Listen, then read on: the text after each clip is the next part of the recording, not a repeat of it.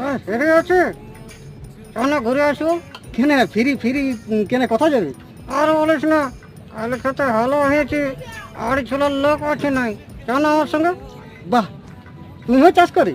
তবে নয় তো কি, চাষ না করলে খাবে কি? সে বটে, চাষ না করলে খাবে কি। তো হ্যাঁ রে, তো তাহলে তুই এত জল হইলো, হ্যাঁ তুই জলে চাষ করিস কি করে? বলিস না দাদা, যখন বেশি জল হয়ে যায় তখন আমি গাছে চাপে চাষ করি।